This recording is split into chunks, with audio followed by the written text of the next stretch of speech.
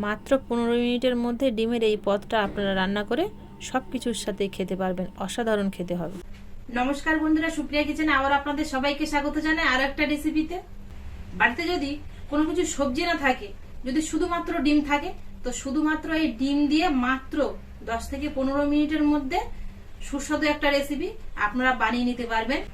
এমন একটা রেসিপি এই ডিম দিয়ে শেয়ার করব, আর ভাত, রুটি, পরোটা সবকিছুর সাথেই আপনারা খেতে পারবেন। আশা করছি আপনাদের ভীষণ পছন্দ হবে। আপনারা পুরো ভিডিওটা স্কিপ না করে প্রথমের থেকে শেষ পর্যন্ত দেখবেন।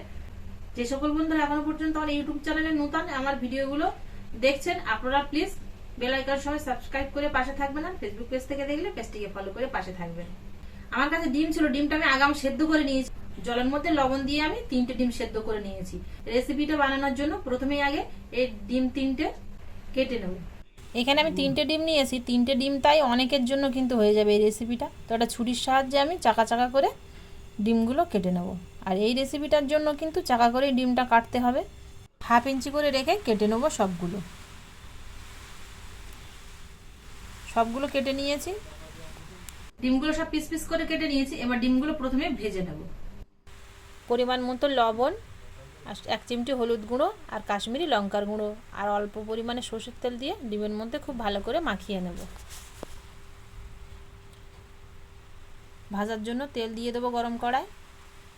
গরম হয়ে গেলে এবার ডিমগুলো দিয়ে ভেজে নেব। ডিমটা ও সাইডে ভাজা হতে হতে এ সাইডে আমি কিছু মশলা পেস্ট করে নেব। এখানে নিয়েছি 5টা কাঁচা লঙ্কা, আদা কুচি, রসুন আর ধনেপাতা ফাইন পেস্ট করে আনবো।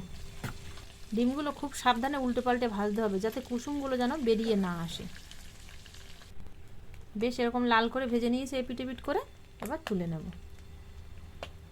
ওই তেলের মধ্যে দিয়ে দেবো শুকনো লঙ্কা আর পেঁয়াজ কুচি। আপনারা চাইলে তেলটা একটু বাড়িয়ে দিতে পারেন। আমি ওই তেলের মধ্যেই বানালাম। পেঁয়াজটা বেশ এরকম ব্রাউন কালার করে ভেজে নেব মিডিয়াম ফ্লেমে। এবার এর মধ্যে দিয়ে দেবো একটা টমেটো পেস্ট।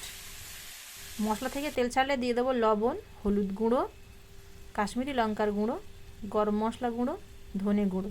সব কিছু দিয়ে মশলাটা তেল ছাড়া পর্যন্ত খুব ভালো করে কষিয়ে নেব মিডিয়াম ফ্লেমে। এরকম তেল ছেড়ে দিয়েছে মশলা থেকে, দেখুন খুব ভালোভাবে। এবার এর মধ্যে পেস্ট করে রাখা মশলাটা দিয়ে দেবো। এবার আবারও তেল ছাড়া পর্যন্ত খানিকক্ষণ কষিয়ে নেব, 3-4 মিনিট মতো মিডিয়াম ফ্লেমে। 2-3 মিনিট কষাতে কষাতেই মশলা থেকে এরকম তেল ছাড়তে শুরু হলেই এর মধ্যে আমি দিয়ে দেবো আগে থেকে ভেজে রাখা ডিমগুলো।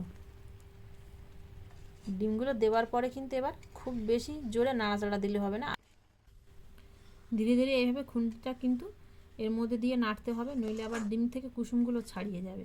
আর এই সময় গ্যাস বা উনুনে যাতেই বানান না কেন ফ্লেমটা মিডিয়াম রাখবেন, তাহলে টক করে পুড়ে উঠবে না। তারপরে আস্তে আস্তে দেখবেন এর থেকে এরকম তেল ছেড়ে দেবে, আর বেশ এরকম ঝোলটা গায়ে গায়ে হবে। তার মানে এটা হয়ে গেছে। এবার নামিয়ে নেব। এবার গরম গরম আপনারা ভাত, রুটি, পরোটা সব কিছুর সাথেই পরিবেশন করে দেখবেন। যে খাবে আঙুল চেটে পুটে খাবে। এতটাই টেস্টফুল হয় এই ডিমের, আর পুরো পরিবার মিলে কিন্তু অল্প ডিমে খেতে পারবেন। মাত্র 10 থেকে 15 মিনিটের মধ্যে কিন্তু আমি এই রান্নাটা করে নিলাম। আশা করছি আপনাদের ভীষণ পছন্দ হয়েছে, আর আপনারাও বাড়িতে একবার বানিয়ে খেয়ে দেখবেন। সবকিছুর সাথেই আপনারা খেতে পারবেন, দারুণ হবে খেতে। রান্না করে খাওয়ার পরে যদি আপনাদের ভালো লাগে তাহলে প্লিজ বন্ধুরা কমেন্টে জানাতে ভুল করবে না, লাইক করতে ভুল করবে না, আর আপনাদের বন্ধুদের কাছে শেয়ার করবেন। আবারও দেখা হবে আপনাদের সাথে পরবর্তী নতুন কোনো রেসিপিতে। ততক্ষণ আপনারা সবাই ভালো থাকবেন ও সুস্থ থাকবেন।